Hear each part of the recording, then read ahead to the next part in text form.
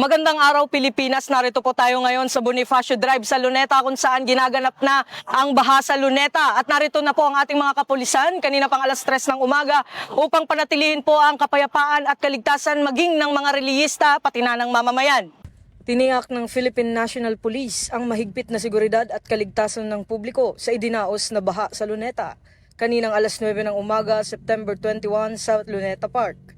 Pinangunahan ng mga estudyante at iba't ibang aktivistang grupo ang pagtitipon upang kondenahin ang umanay korupsyon sa mga flood control projects na sinasabing dahilan ng patuloy na pagbaha sa Metro Manila.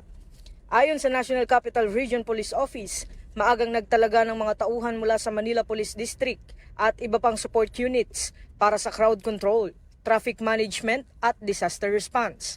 Naglagay rin ng mga police assistance desk at medical teams upang agarang makatugon sa mga emergency.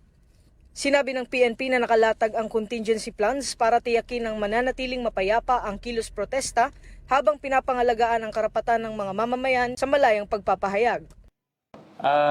Based on our observation dito sa area, normal naman, no? Normal and quiet. Hindi na masyadong magulo. Yung ating mga realista ay sumusunod o sumasang-ayon naman sa ating mga panukala.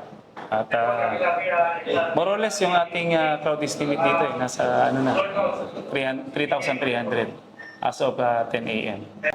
Patuloy yung panawagan natin sa ating mga kababayan na magkakaroon ng pagtitipon dito sa Luneta. Kung saan nga ang panawagan natin dito ay patuloy natin na nirerespeto at mataas ang pagrespeto natin sa karapatan ng ating mga kababayan na magpahayag. At ang kaninyong kapulisan dito, huwag nating ituring na kaaway. Kung hindi, ang mga pulisan nyo rito ay narito lang para mapanatili natin yung kaayusan, katahimikan, at saka siyempre yung tabi nga natin yung pagrespeto sa karapatan ng bawat isa. At palagi natin pinapakiusap na nirerespeto po namin ang inyong karapatan, ngunit po ang karapatan at kalayaan ay lagi pong may kaakibat na responsibilidad. At nananawagan na rin po tayo na sa ating mga kababayan na kung maaari po, wala pong mga sisirain, wala pong panununog na gagawin. Maging maayos lang po at makakaasa po kayo na nandito po ang inyong kapulisan para bantayan po kayo na maipahayag nyo yung mga saloobin nyo. Dahil kami po yung inyong PNP. Yung pulis nyo po, pulis ng Pilipino. Nagpahayag ng pasasalamat ang PNP sa kooperasyon ng mga organizer at kalahok at tiniyak na mananatiling naka-alerto ang mga unit nito upang mapabilis ang pagresponde sa anumang sitwasyon habang hinihikayat ang publiko na agad iulat ang anumang insidente kaugnay sa rally.